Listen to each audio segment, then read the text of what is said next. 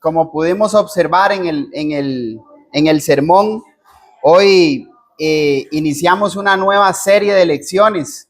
Este nuevo mes, el mes de junio, vamos a estar estudiando acerca del pecado. Vimos cómo el hermano Andrés nos habló acerca de esas tentaciones, ¿verdad?, que nos conducen a pecar ante nuestro Padre Celestial. Vamos a ver lo que es el pecado original. Vamos a observar también la libertad que podemos obtener del pecado. Vamos a ver a nuestro adversario, el diablo, Satanás, según Primera de Pedro 5:8, como el padre de los pecadores. También estaremos estudiando el pecado que no puede ser perdonado también. ¿Qué dice la Biblia con respecto a eso? Vamos a hablar lo que causa, algunas causas. Hoy vimos algunas causas también, pero vamos a ver una clase en detalle de lo que causa el pecado para con Dios, ¿verdad? Que si yo cometo pecado, ¿qué causa eso? ¿Qué pasa con mi relación con Dios? Bueno, vamos a observar una clase específica de eso. Otra clase específica con respecto a las consecuencias, la consecuencia final del pecado. Hay muchas consecuencias que uno puede obtener por pecar ante Dios, pero ¿cuál es la consecuencia final, verdad? La consecuencia final. Vamos a hablar un poco también en Génesis 3, cuando se da el inicio del pecado por Adán y por Eva. Va a haber una clase específica con respecto a eso, y vamos a ver la manera en cómo los pecados pueden ser perdonados, ¿verdad? Específicamente hablando del ser sumergido en agua. Esto es el bautismo, ¿verdad? Que nosotros leemos en el Nuevo Testamento, en Hechos capítulo 2, verso 38, Romanos capítulo 6, verso 4, Hechos capítulo 22, verso 16, para mencionar algunos textos, ¿verdad? Y generalmente, ¿tiene alguno? El tema de hoy es el pecado original. El pecado original. Generalmente cuando nosotros vemos por primera vez el rostro de un niño al nacer, se tiene un sentimiento, ¿verdad?, muy grande con ese niño que nace. Y a pesar de que salen ahí con todas las cositas, ¿verdad?, sucios, en fin, todos los bebés, para la mayoría, ¿verdad?, qué lindo está ese bebé, qué hermoso es ese bebé, ¿verdad? Sin embargo, aunque eso es así, ¿verdad?, para algunos, hay algunos que dicen, no, ese bebé está feíto, ¿verdad? ay, ¿verdad? Y no le digo, pues, porque se van a dar cuenta que mami es una que dice eso, ¿verdad? Hay unos que dicen, usted también, sí, sí, dice, uy, sí,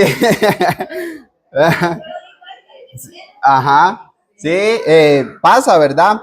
Sin embargo, aunque eso sea así, ¿verdad?, para algunos, por una enseñanza bíblica o por una enseñanza humana que ellos sostienen y que sacan torciendo la palabra o torciendo las escrituras para su propia perdición, en su mente ellos sostienen una doctrina o una enseñanza en su corazón, que al ver ese niño también deben de saber, para ellos, como enseñan esto, ¿verdad?, de que ese niño está en pecado. Entonces, es por eso que hoy vamos a estudiar un poco acerca de esta doctrina del pecado original. Vamos a observar qué significa, cuál es el significado que ellos le dan. Vamos a ver cuándo fue instituido esta doctrina. Vamos a ver quiénes enseñan, quiénes practican esta doctrina. Vamos a ver algunos textos que ellos se utilizan de la palabra de Dios para probar esa falsa doctrina, que es la doctrina del pecado original.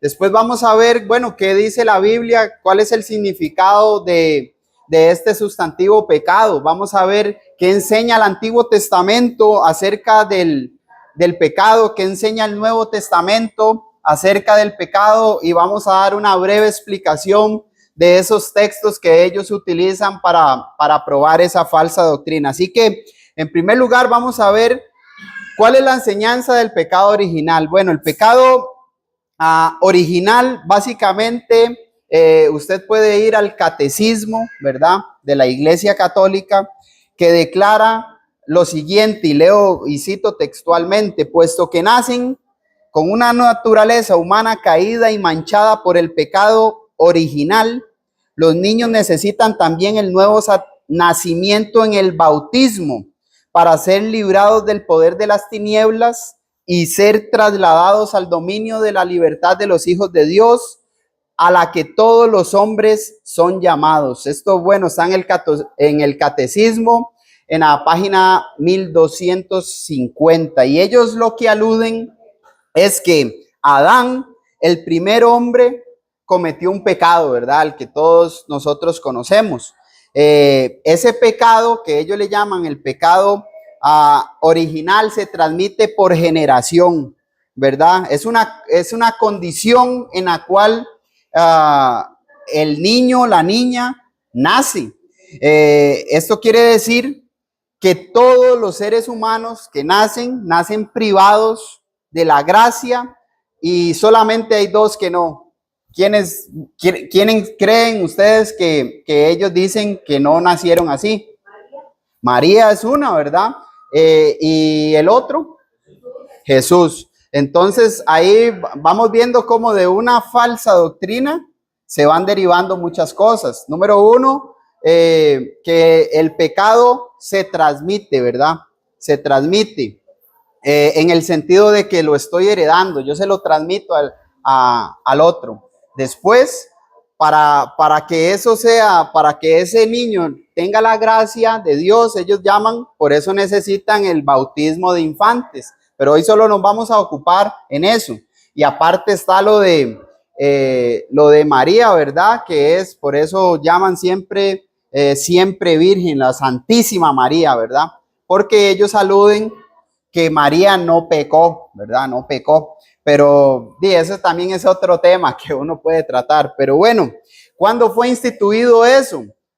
Bueno, en un concilio, hermanos, en un concilio llamado el Concilio de Trento en 1546 se da ese decreto, y ellos lo que hicieron fue definir esta doctrina del pecado original como sí o sí. Esto es lo que se tiene que hacer, y si ustedes lo creen bien, y si ustedes no lo creen, están en contra de nosotros. Bueno, de ese concilio, ¿de qué trata? Bueno, fue una gran reunión de obispos y líderes de la Iglesia Católica que se celebró en Italia. Trento era un lugar en Italia, entre el 1545 al 1563, y específicamente esta doctrina en el 1546 fue cuando ya se decretó. Y esto, ¿por qué hubo ese concilio? Bueno, porque hubo una reforma protestante que fue iniciada por Martín Lutero. Y en ese concilio lo que se hizo fue discutir muchas doctrinas, por ejemplo, la doctrina de los sacramentos, la Biblia y las tradiciones como fuentes de la fe, o sea, una tradición como una fuente de fe. Los 7 sacramentos mencioné, que entre ellos está el bautismo, y en fin, la presencia real de Cristo en la Eucaristía, la justificación por la fe y las obras, el pecado original, el bautismo. Ellos discutieron todo eso.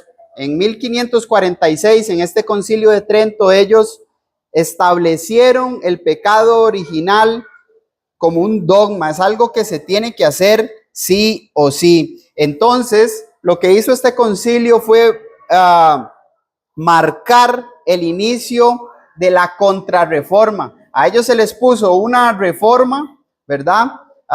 Cambiar el sistema, y ellos hicieron una respuesta a eso que ellos le pusieron. Y de ahí se fortaleció más, ¿verdad? En cuanto a la humanidad, ¿verdad? No en cuanto a lo que la Biblia enseña la Iglesia católica, ya que, ¿por qué digo esto? Porque esa decisión en 1546, esa decisión que ellos tomaron del pecado original, ¿verdad? Prevalece hasta hoy. Entonces, fue una doctrina fuerte, ¿verdad? Que ellos instituyeron. ¿Quiénes practican eso? Bueno, como ya he mencionado anteriormente, vimos la Iglesia Católica, ya que acudía al catecismo de la Iglesia Católica, donde vemos que es algo que se debe de enseñar, que se debe de practicar y que se debe de establecer. Iglesias ortodoxas. ¿Cuáles son las iglesias ortodoxas? Son aquellas que no están en comunión con el Papa, ¿verdad? O sea, no están completamente de acuerdo. Al Papa, por decir así, en un lenguaje popular, no lo quieren como el líder, ¿verdad? De ellos, como lo tiene la Iglesia Católica, pero sí creen que las personas o los niños nacen con el pecado original, y creen también que se necesita el bautismo de infantes, ¿verdad? O para decirlo específicamente, el ser rociados en agua, ¿verdad? Como una doctrina que se debe de seguir. Entonces ellos le hacen la más aguada, ¿verdad?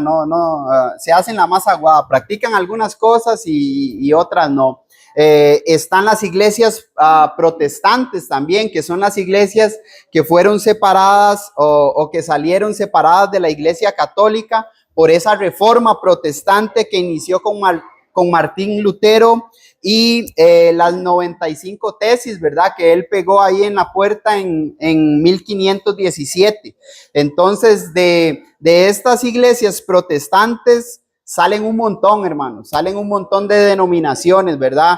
Salen lo que es los luteranos y los calvinistas, que básicamente ellos enseñan que todas las personas o los niños, hablándolo específicamente, nacen con esa naturaleza pecaminosa que es heredada. Los evangélicos también, muchos aceptan esa doctrina, aunque lo transmiten de una manera diferente, ¿verdad? Pero al final, si llegan a la conclusión de que todos nacen con un pecado, con este pecado original. Y hay algunos textos para que usted lo tenga ahí, que después más adelante vamos a ver una breve explicación, ¿verdad? De estos tres textos que son los más comunes que ellos utilizan, como es el Salmo 51, verso 5 específicamente: aquí en maldad he sido formado y en pecado me concibió mi madre.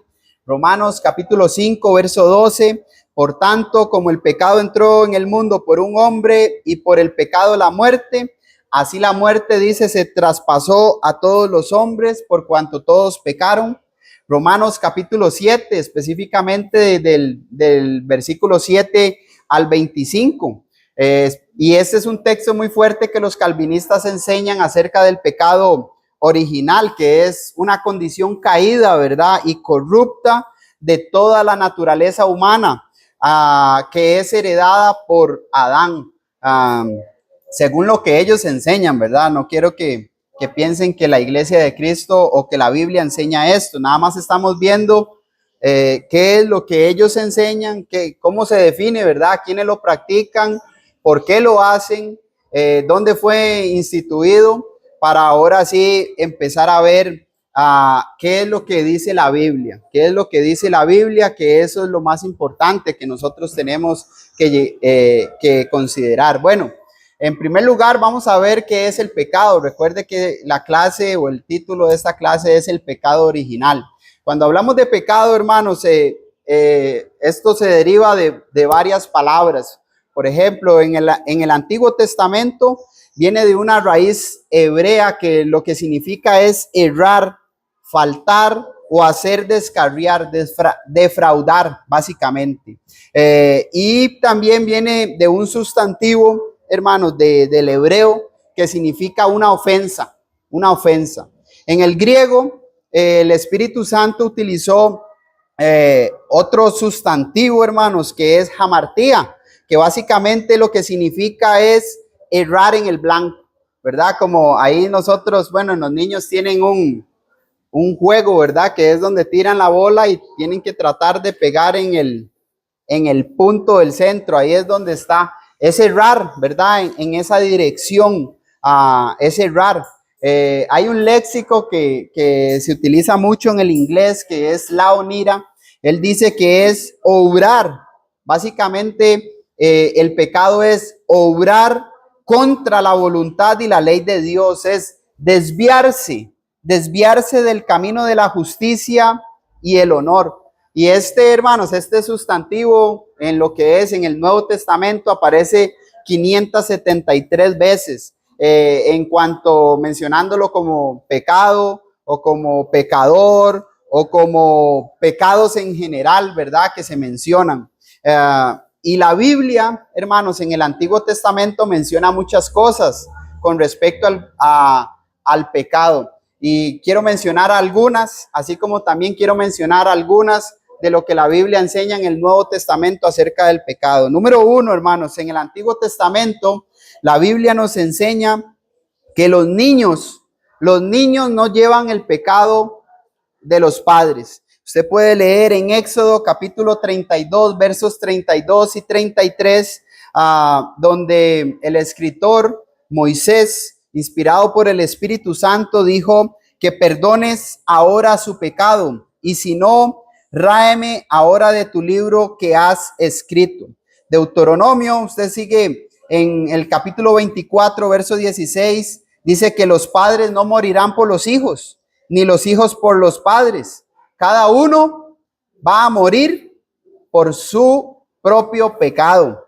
Segundo de Reyes, hermanos, capítulo 14, verso 6, menciona también de eso. Y hay un texto también para mencionar algunos porque el tiempo va avanzando, hermanos. Puede anotar usted segundo de Crónicas, capítulo 25, verso 4, Jeremías, capítulo 31, verso 30, y Ezequiel, capítulo 18, versos 4 y verso 20. Específicamente, casi el texto más conocido con respecto a eso es Ezequiel, ¿verdad? Que el hijo no cargará el pecado del padre, ni el padre va a cargar el pecado del hijo. La justicia del justo va a ser sobre él, y la impiedad del impío será sobre él. Hermana, Jeremías 31:30, Ezequiel 18:20. Esos textos que mencioné nos hablan de que la Biblia enseña en el Antiguo Testamento de que los hijos no van a heredar el pecado del padre, ni los padres, salud hermana, ni los padres van a cargar con el pecado del hijo. Y la Biblia nos enseña, hermanos, también en el Antiguo Testamento, que el pecado es una violación a la ley de Dios. Por ejemplo, en Génesis capítulo 3, ya voy con usted, Steven. Génesis capítulo 3, donde vemos el ejemplo, ¿verdad? O el mal ejemplo de Adán y Eva. Debemos de entender, hermanos, y eso lo iba a explicar un poquito más adelante. Adán, ellos no fueron creados niños, ¿verdad? Fueron creados adultos, seres pensantes que podían razonar, que podían entender lo que Dios les había dicho, que podían comprender lo que era bueno y lo que era malo. ¿En qué sentido? En que Dios les había dado una ley: de todos los árboles del fruto podrán comer, pero de este árbol no vas a poder comer, porque ciertamente que comieres de ese árbol vas a morir, o del fruto de ese árbol vas a morir. Entonces Adán, ¿verdad?, que fue creado por Dios, fue creado un ser pensante, ya él podía razonar, ya él podía saber, y por eso fue que después vino la serpiente y engañó pues a Eva, así como también fue arrastrado a Adán por ese pecado. Entonces, entendiendo esto, hermanos, vemos que el Antiguo Testamento nos enseña que el pecado, para mostrar ese ejemplo, también En Génesis hay demasiados ejemplos, hermanos. Para mencionar otro, Génesis capítulo 6, ¿verdad? Lo que es el mundo y el diluvio. Cómo Dios vino a destruir la tierra a causa de la maldad por medio del diluvio. Pero dio instrucciones a Noé específicas de lo que debía de enseñar al pueblo, de cómo debía de crear esa arca. Y bueno, el que creyera en ese mensaje y entrar en esa arca, pues iba a ser salvo de la destrucción, pero el que no, pues iba a morir. Esto es entendible de que todos los que no quisieron obedecer, únicamente la familia de Noé, ¿verdad? Que creyeron, esto es, que obedecieron, pues no violaron la ley de Dios, creyeron de todo corazón, podían entender, podían razonar y pudieron tomar una decisión. ¿Iba a decir algo, Steven?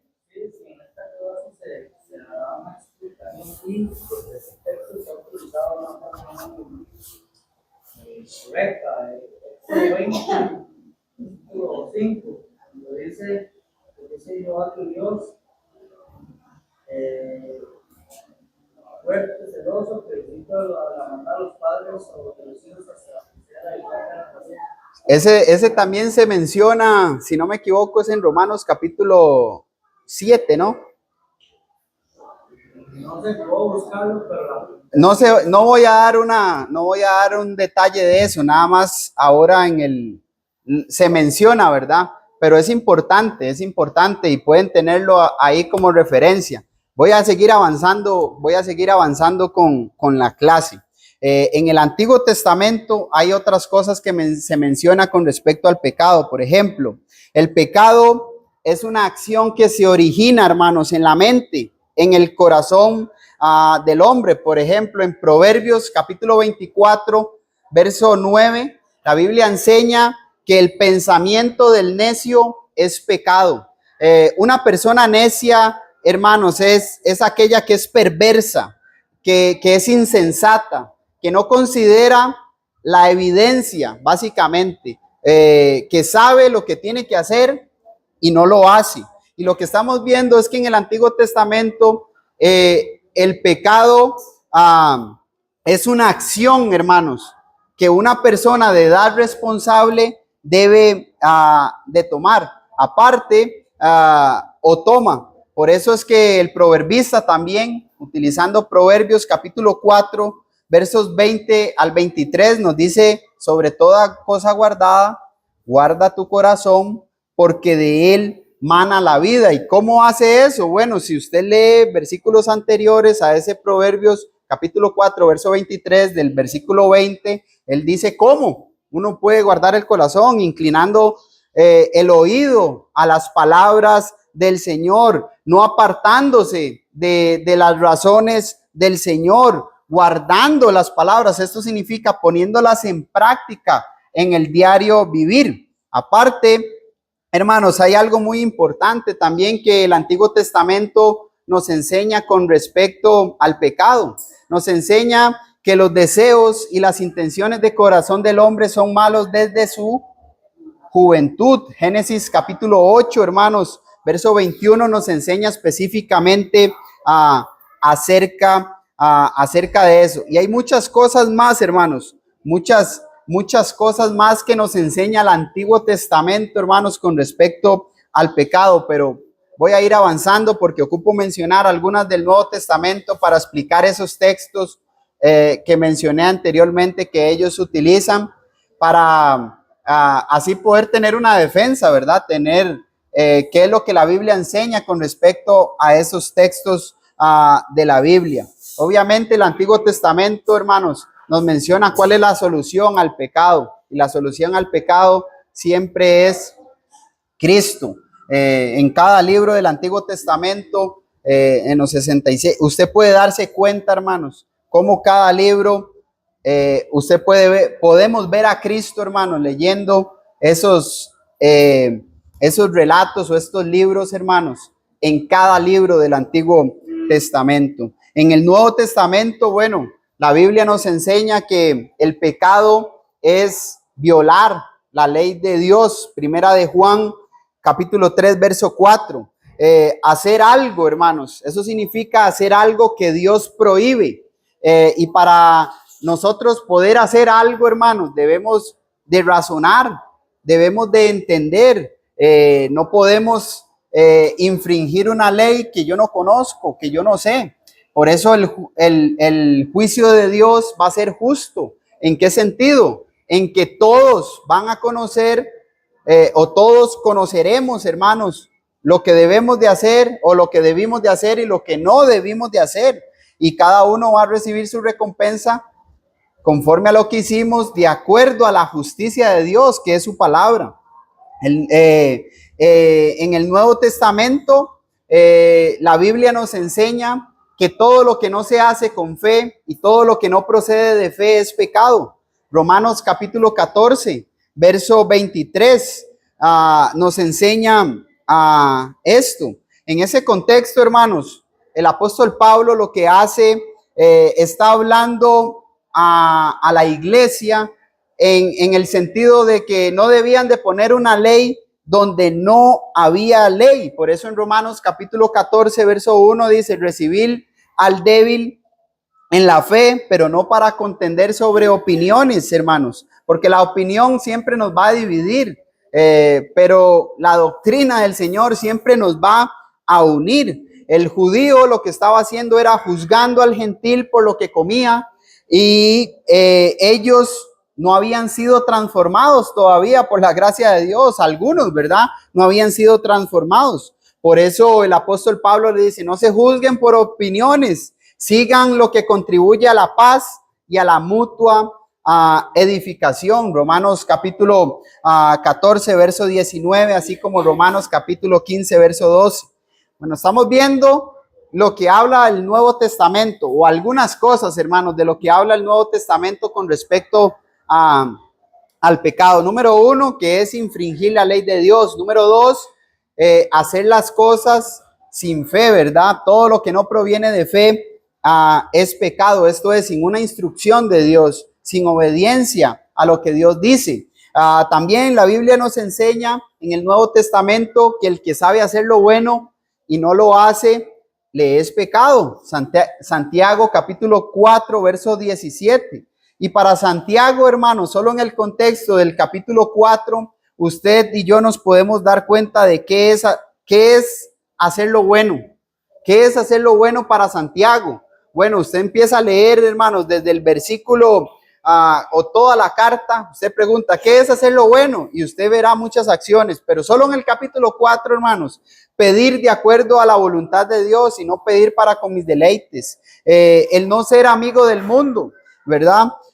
¿Por qué? Porque cualquiera que es amigo del mundo se constituye en enemigo de Dios. Santiago capítulo 4, verso 4. El ser humilde es algo bueno delante de Dios, pero Él da mayor gracia. Dice, por esto dice: Dios resiste a los soberbios, pero da gracia a los humildes, a las personas sinceras, ¿verdad? Una persona que recibe, que acepta, eso es una persona humilde. Una persona que se somete a la voluntad de Dios y resiste al diablo. Someteos pues a Dios y resistid al diablo y él huirá de vosotros. Eso es hacer lo bueno. Y el que no hace esas cosas, hermanos, dice que está en pecado, está en contra de la voluntad de Dios.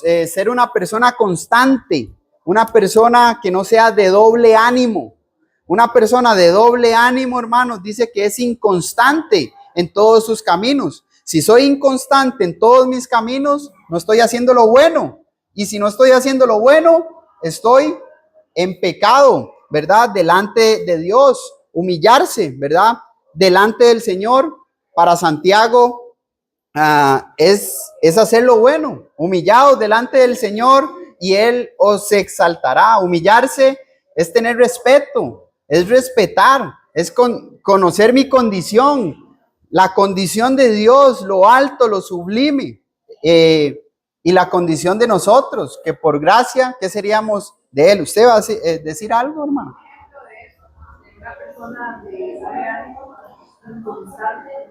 ¿Qué cree usted, hermana? Es que a mí me suena como alguien de doble cara, pero creo que no va por ahí. Una persona implica eso. ¿Qué quiere decir? Literalmente no está ahí, pero doble cara, ¿por qué? Porque digo una cosa, pero hago otra. Mi corazón dice, sé que tengo que hacer esto, porque esto es lo que la palabra de Dios me enseña, pero vivo otra cosa. Hago un día una cosa, oro hoy, pero en un mes no oré. Inconstancia. ¿Y cómo voy a prosperar si no tengo una vida constante, continua?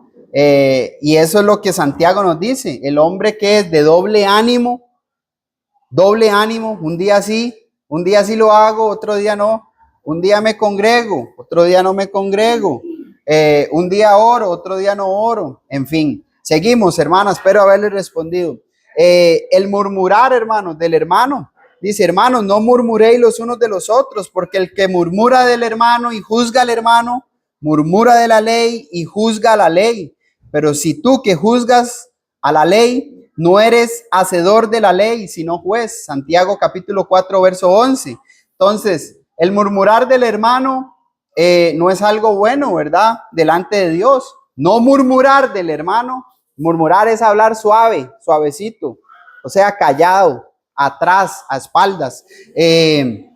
Eso es hacer lo malo, ¿verdad? Pero el no murmurar es hacer lo bueno delante de Dios. Tomar en cuenta a Dios en todos los planes, hermanos. Eso es hacer lo bueno.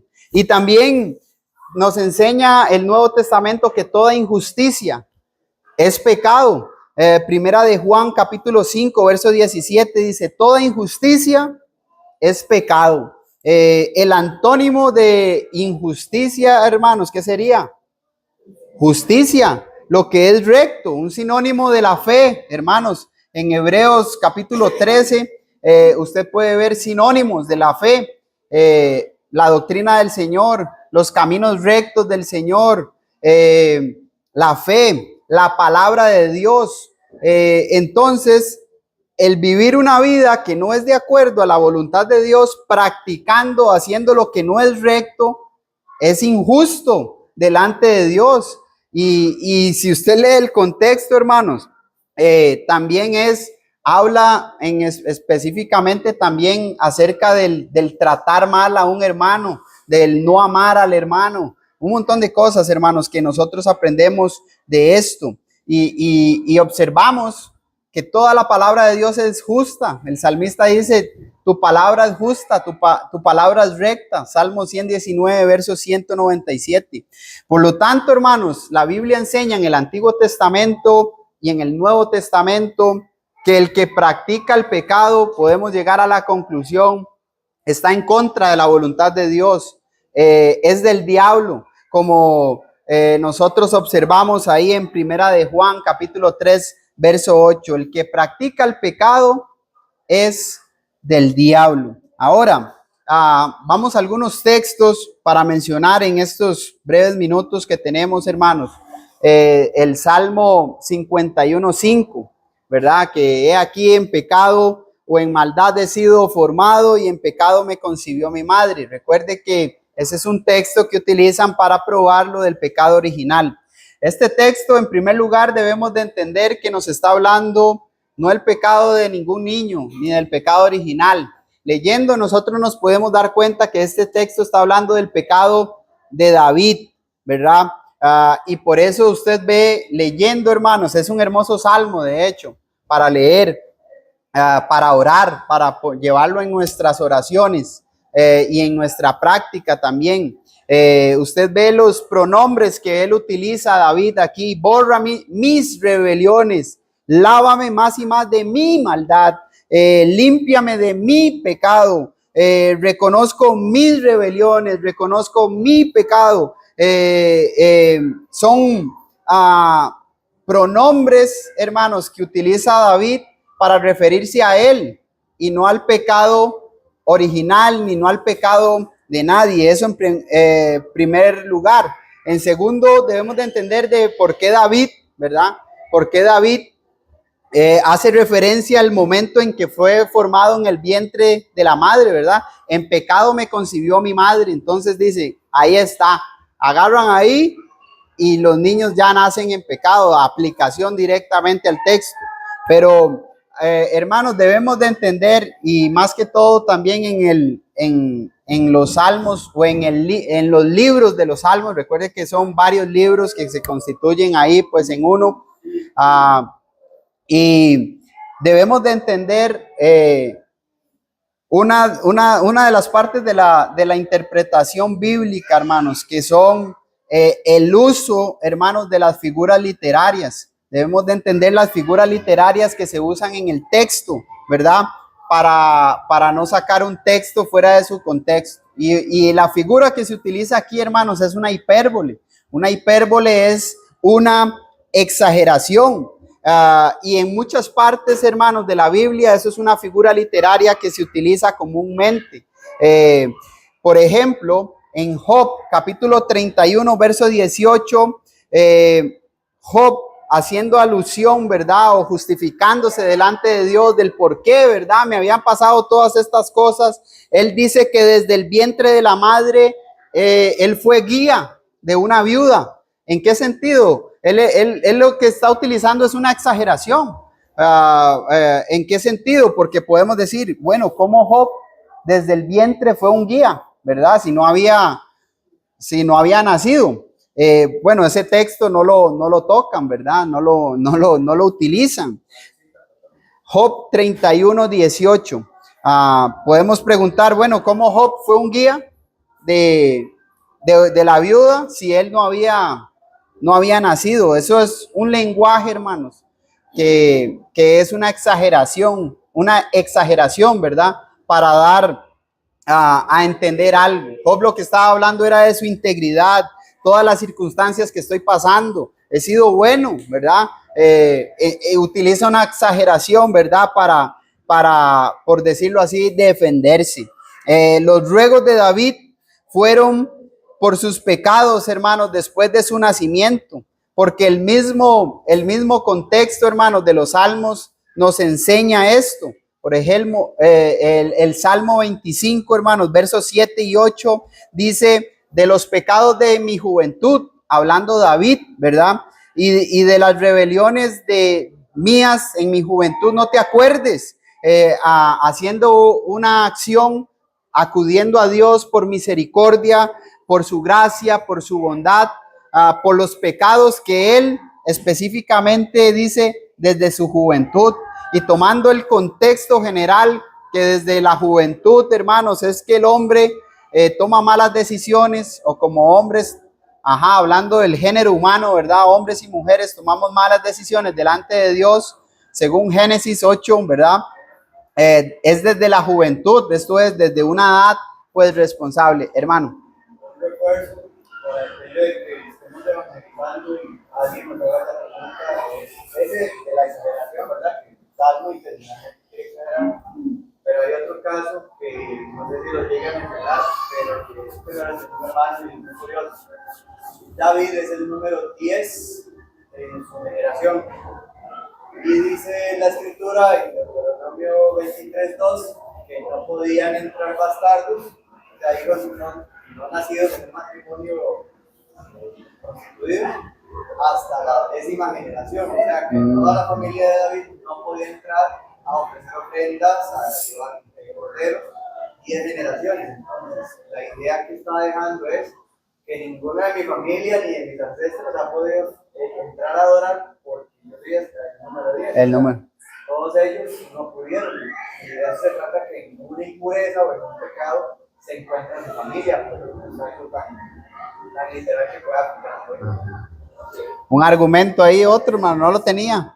Deuteronomio 23:2. Habla de la ley, y Primera de Crónicas 2:4 al 15 es el que hace el porteo de la familia de David. Y gracias, hermano, por ese aporte a la clase.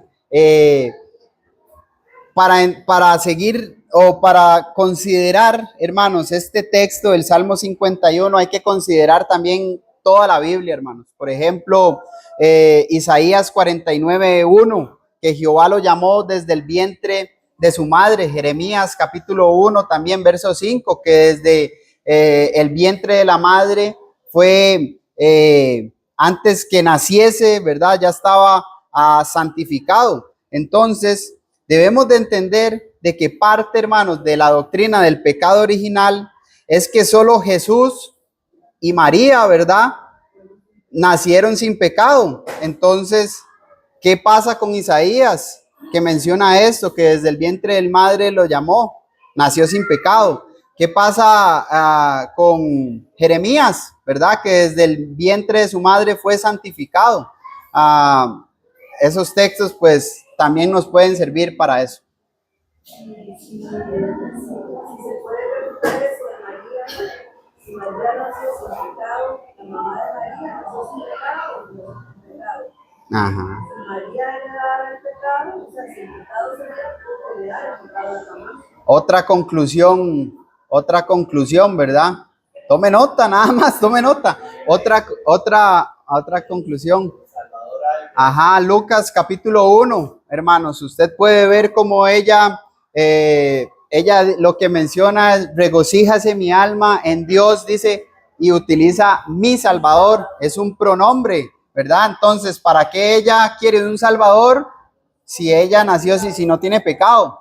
Es ilógico, ¿verdad? Mencionar eso. Y eso con respecto a y voy a tomar unos minutos nada más para mencionar el Romanos capítulo 5, verso 12, que por lo tanto, como el pecado entró en el mundo, hermanos, por un hombre, dice, y por el pecado la muerte, así la muerte pasó a todos los hombres, por cuanto todos pecaron, ¿verdad? Si usted ve, hermanos, este libro, hermanos, de Romanos, fue escrito por Tercio y específicamente fue dictado por el apóstol Pablo. Romanos capítulo 16, verso 22, dice que Tercio fue el amanuense. Esto durante su tercer viaje evangelístico, que fue entre el año 57 y 58, escrito para cristianos romanos, según Romanos capítulo 1, verso 7. Y nosotros vemos que el tema de esta epístola es cómo ser hallado justo delante de Dios. La justicia de Dios o la justificación es el acto en el cual Dios declara al hombre justo, lo absuelve de su culpa y anula el castigo que debía de haber en el ofensor. Y ese castigo, pero eso no significa que nadie tenía que pagar, ¿verdad? Alguien tuvo que pagar, y el que pagó fue Cristo por nosotros. En Romanos capítulo 1, usted puede leer la condición del gentil. ¿Cómo estaba el gentil? Habiendo conocido a Dios, no glorificaron a Dios ni le dieron gracias, sino que su necio corazón fue entenebrecido. La condición del gentil era deplorable delante de Dios, habían pecado. Capítulo 2, usted lee cómo el judío, hermanos, cuál era su condición. Y por los judíos dice, como está escrito, el nombre de Dios es blasfemado entre los gentiles por su causa. Para llegar al capítulo 3, Romanos 3:23, Pablo le dice, tanto gentiles como judíos, todos han pecado delante de Dios. Romanos capítulo 3, verso 23, por cuanto todos pecaron, judíos y gentiles, están destituidos de la gracia de Dios. En el capítulo 4 usted lee acerca de la fe de Abraham, ¿verdad? Cómo él fue, su fe le fue contada por justicia. Romanos capítulo 4, verso 9. Y para llegar al capítulo 5, donde vemos la fe en Jesucristo, cómo las bendiciones del cristiano están en Jesucristo, donde hay justificación, donde hay entrada por la gracia a la fe, donde está el Espíritu Santo, donde el amor de Dios está, donde somos salvos de la ira delante de Dios, según Romanos capítulo 5, verso 11, donde somos justificados pues por la fe, ¿verdad? Tenemos paz, donde hay paz para con Dios por medio de nuestro Señor y Salvador Jesucristo. Ahora, cuando llegamos ahí al versículo del 12 al 20, usted ve ese texto que leí anteriormente, ¿verdad?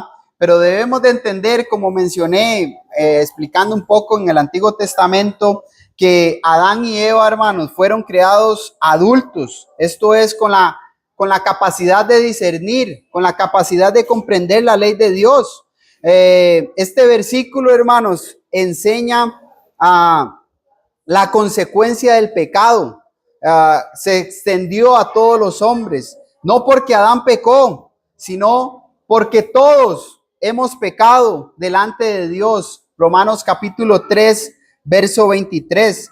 Anteriormente ustedes y yo podemos leer cómo el apóstol Pablo indicó que donde no hay ley, no hay pecado, hermanos. Si no hay ley, no puede haber pecado. Recuerde que la ley lo que hacía era señalar el pecado. La ley fue dada para ello, para señalar.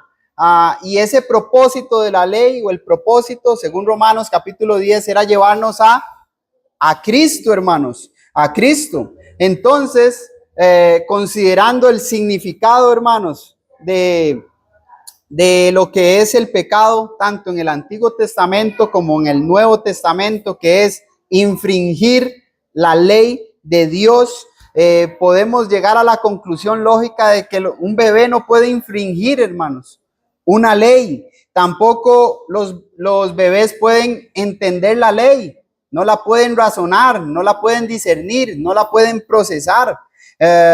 Por lo tanto, ellos no pueden cometer una infracción. Entonces, lo que este texto, hermano, nos está hablando, este texto lo que está hablando es del origen del pecado. ¿Cuál fue el origen del pecado? La desobediencia, la desobediencia. Pero yo no puedo pasar la desobediencia a otros, ¿verdad? Como un pan, como una papa caliente. Uy, eso está caliente y le voy a pasar mi desobediencia a aquel. No se puede, hermanos. Recuerde Ezequiel capítulo 18, verso 20, que habla que el padre, ¿verdad?, no va a cargar el pecado del hijo, ni el hijo va a cargar el pecado del padre. Yo no le puedo pasar mi pecado a Milena no me puede pasar, por decirlo de esta manera, teniendo ella una edad responsable, mi pecado. Así que vamos a dejarlo ahí, hermanos. Quedó pendiente Romanos 7, pero hice como un escrito de solo Romanos 7 y se los voy a compartir para que ustedes lo tengan ahí. No sé si tienen alguna pregunta, hermanos. Hay hambre, todos tenemos hambre, ¿sí? Hambre y sed de justicia. No, para poder es lo que es que el pecado no se hereda,